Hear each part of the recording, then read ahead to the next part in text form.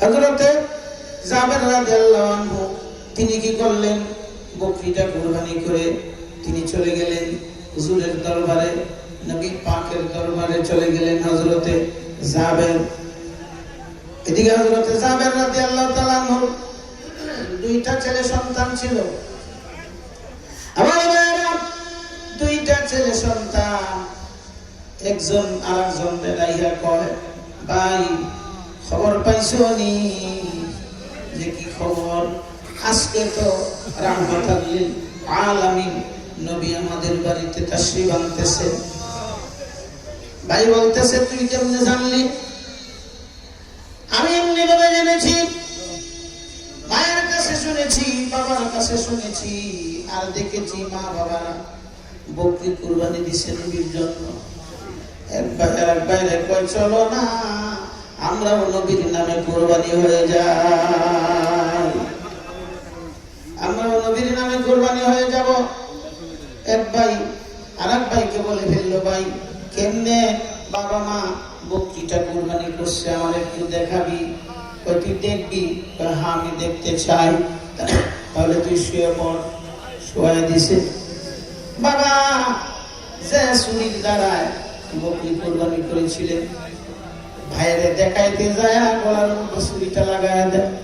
লাগায় দেওয়ার সঙ্গে সঙ্গে গলাটা কাইটা আলাদা হয়ে গেছে, গলাটা কাইটা আলাদা হয়ে গেছে। গড়গড় শব্দ শুনে মা দৌড়াই আসতেছে। মাকে দেখে ওই ছেলেটা, বড় ছেলেটা দৌড় দিয়েছিল, মাকে দেখে ভয় পেয়েছিল, দৌড় দিয়েছিল। পাথরের উপর স্লিপ খাইয়ে এই ছেলেটা পড়ে, এখানে এই ছেলেটা মাথা কাটতে, ওই ছেলেটাও মারা গেছে। হযরত জাবের রাদিয়াল্লাহু তাআলা আনহু তিনি বলতেছেন, আমি বুঝতে পেরেছি আল্লাহ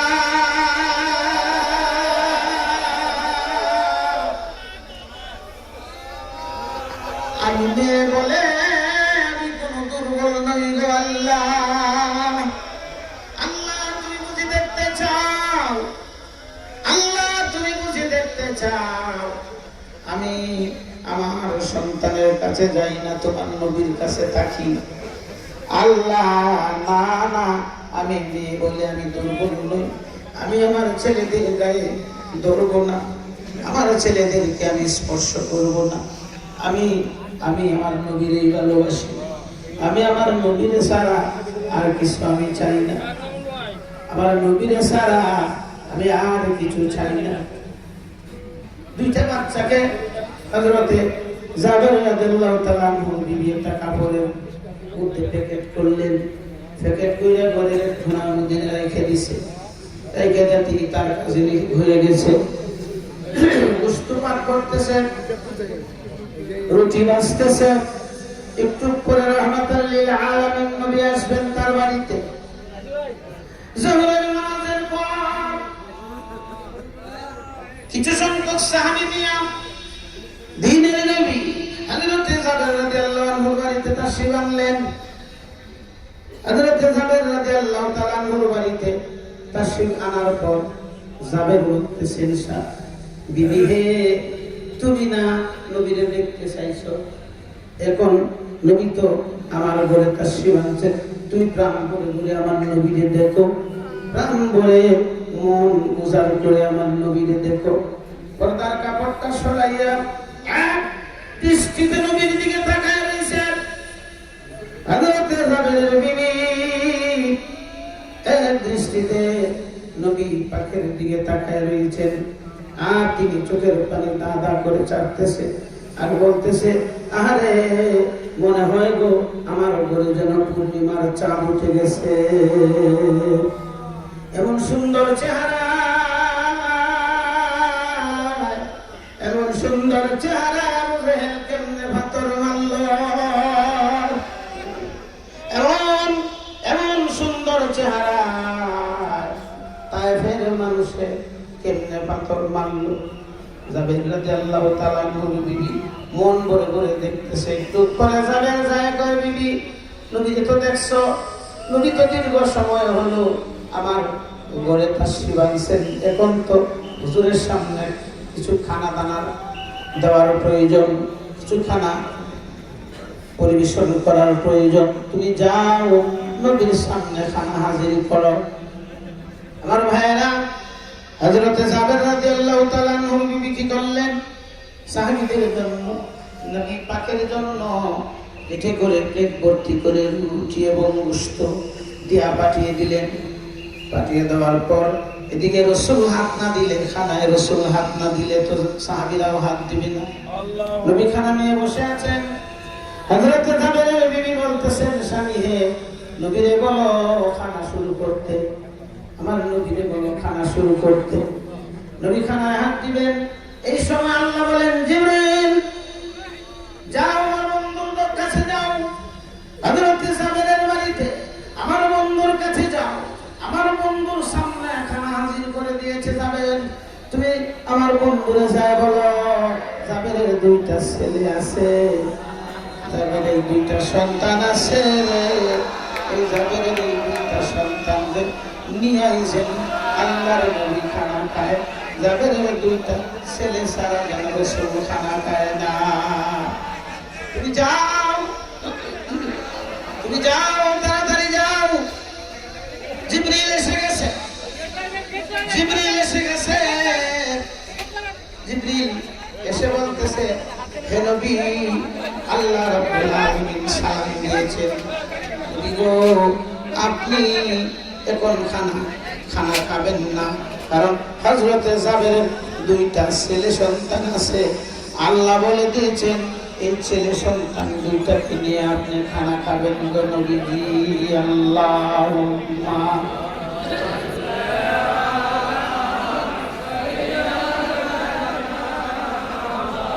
মাওলানা মুহাম্মদ ওয়া আলা আলি সাইয়্যিদিনা মাওলানা মুহাম্মদ। আরেকটু জোরে বলুন, আল্লাহুম্মা সাল্লি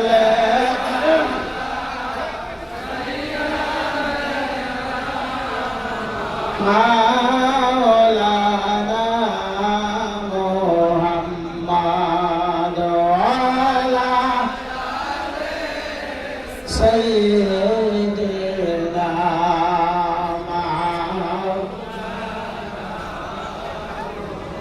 আমার মায়েরা। নবী ডাক দিলেন, কিনে যাবে? তোর নাকি দুইটা ছেলে আছে? জি হ্যাঁ নবী, আমার দুইটা ছেলে আছে। নবী বললেন, দেরি করিস না, তাড়াতাড়ি তোর ছেলে দুইটা আমার সামনে হাজির কর। বাবাজিরা, ভাইরা আমার, কেমন প্রেমের খেলা শুরু হয়েছে। ছেলে দুইটা মরা, ছেলে দুইটা মরা। আল্লাহ বলছেন এদেরকে নিয়ে নবী খানা খাইতে। মরা ছেলেরা কেমনে খানা খাবে? তাহলে বোঝা গেল এর ভেতরে অনেক কিছু রয়ে গেছে। আমার ভাইরা, হযরত জাবের রাদিয়াল্লাহু তাআলা আনহু দৌড়াইয়া গেছেন, বিবি আমরার কপাল কত আলা, আল্লাহর নবী আমার ছেলেদেরকে নিয়ে খানা খাবে। বিবি বলতেছেন, স্বামী হে, নবীরে বলো খানা শুরু করতে, আমার ছেলেরা এখন খাবে না, এরা সকাল থেকে অনেক কিছু খেয়েছে, এরা এখন কিছু খাবে না, নবীরে খানা শুরু করতে কও। নবী খানায় হাত দিতে চাইলে জিবরিল কয়, হুজুর, হে নবী, আল্লাহর বন্ধু, আপনি খানা খাবেন না, নবীজি গো জাবেরের ছেলেদেরকে নিয়ে খান। দিনের নবী বললেন, কে যাবেন? তোর ছেলে দুইটাকে নিয়ে আয়, না হয় আমি খাবো না। বিবির কাছে যায়, কই বিবি, ছেলেরা কই? ছেলেরা তো ছেলেদেরকে ছাড়া আমার নবী তো খাবেন না, আমার ছেলেদেরকে হাজির করো। হযরত জাবের রাদিয়াল্লাহু তাআলা আনহু বিবি ডাক দিয়ে বললেন, স্বামী হে আমার, তুমি শোনো, কেউ যদি তোমার কাছে কিছু আমানত দেয়, নিয়ে যায়, তার জিনিস সে নিয়ে গেলে তোমার কি কষ্ট হবে কিনা? তিনি বললেন, না না, আমার কষ্টের তো কোনো কারণ নাই, কারণ যার জিনিস সে নিয়ে যাবে, আমার তো কষ্ট থাকার কথা না। হযরত জাবের রাদিয়াল্লাহু আনহু তিনি বললেন, দেখো, তোমারে আমারে আল্লাহ পাক দুইটা সন্তান দিয়েছিলেন, কিছুক্ষণ আগে এমনি এমনি করে দুটো ছেলে নবীর নামে কুরবানি হয়ে গেছে। এমনি এমনি করে দুইটা ছেলে মারা গেছে, একটা ছেলের গলা কাটা আর একটা ছেলের মাথা কাটা। সঙ্গে সঙ্গে যাবেন মাটিতে গোড়ায় কাঁদতে শুরু করলেন। বিবি বললেন, স্বামী হে আমার, আমি তো মা,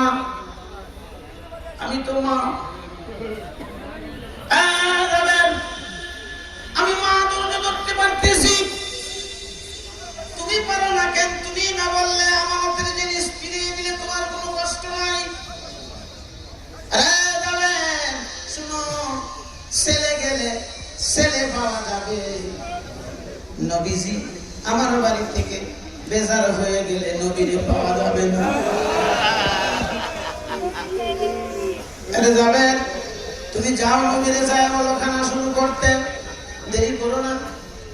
নবীজির কাছে হযরতে জাবের চোখের পানি মুছতেছে আর বলতেছে, নবী, আমার ছেলেরা এখন খাবে না, আপনি খান। আমার বিবি বলছে, নবীজি গো, আমার বিবি বলছে আপনি খানা শুরু করেন। দিনের নবী বললেন, কিরা যাবে, তোর চোখ ভর্তি পানি দেখা যায় কেন? কি হয়েছে, খুলে বল। ডাক দিয়ে বলেন, ইয়া রাসূলুল্লাহ, আল্লাহর বন্ধু, আমার ছেলেদেরকে নিয়ে আপনি খানা খাইতে চান, কিন্তু এরা কেমনে খাবে? কিছুক্ষণ আগে, অল্পক্ষণ আগে নবীজি গো, আমার দুইটা ছেলে এমনি এমনি করে দুইটা ছেলে আপনার নামে কুরবানি হয়ে গেছে, এরা মারা গেছে, এরা কেমন করে আপনার সঙ্গে খানা খাবে গো রাসূল? আবার নবীজি বসার থেকে চট করে দাঁড়িয়ে গেলেন। বুঝতে পেরেছি, আর চিন্তা করিস না, বুঝতে পেরেছি তোর বাড়িতে আজকে বুঝি প্রেমের খেলা শুরু হয়েছে।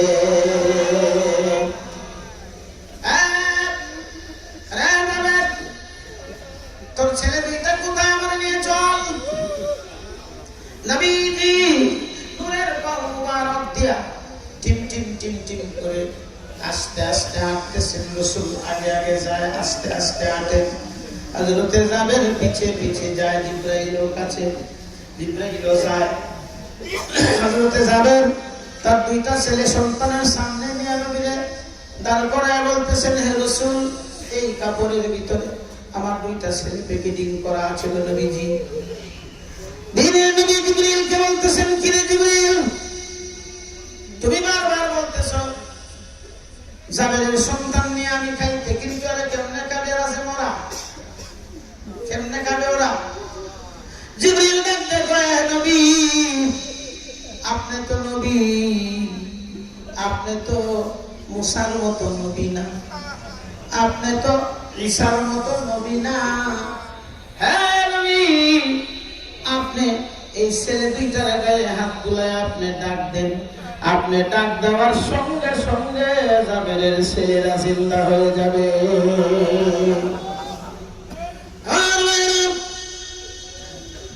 দিনের নবী হযরতে জাবেরের দুই সন্তানের গায়ে হাত বুলায় বলতেছেন, কি রে জাবেরের ছেলেরা, ওঠ, ঘুমের থেকে উঠে যা, তোদের নবী তোদের বাড়িতে মেহমান হিসাবে দাওয়াত খেতে আসছেন, তোরা উঠ, তোদেরকে নিয়ে খানা খাবো। নবীজি ডাক দিলে, ডাক দেওয়ার সঙ্গে সঙ্গে জাবের রাদিয়াল্লাহু তাআলা নূর দুইটা ছেলে আল্লাহ পাক জিন্দা করে দিয়েছে। দুইটা ছেলেরে জিন্দা করে দিলেন আল্লাহ পাক।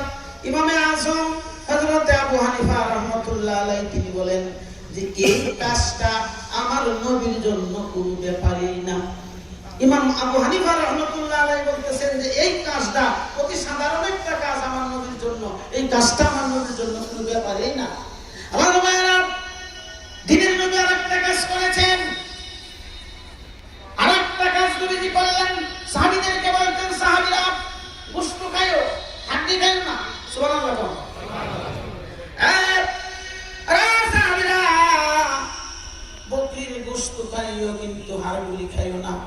সাহাবীরা মনে মনে ভাবে নবী হাত দিয়ে কি করবে, দেখি কি করে গোশত খাইয়ে হাড়গুলি নবীর কাছে জমা করে দিলে নবীজি তার নূরের চক্ষু মুবারকে নজর দেওয়ার সঙ্গে সঙ্গে আগের মতো বকরি হয়ে গেছে।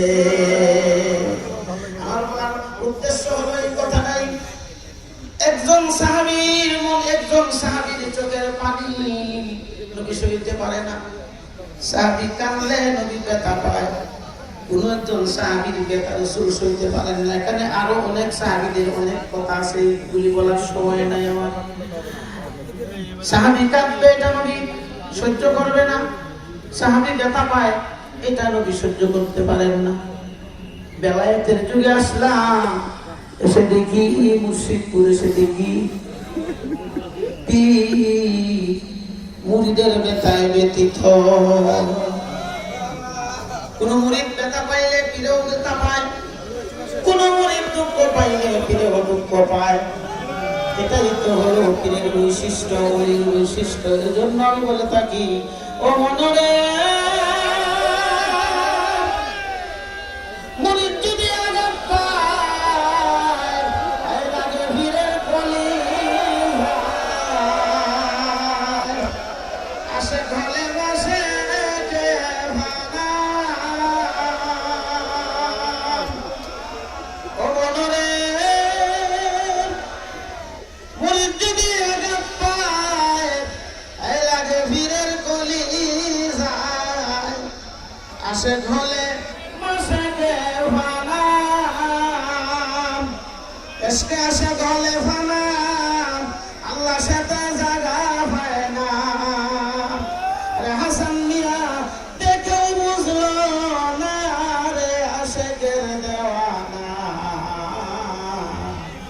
আশেক সারা মাশরুক মিলে না, আশেক সারা মাশরুক মিলে না রে সোনার মদিনা। আশেক সারা মাশরুক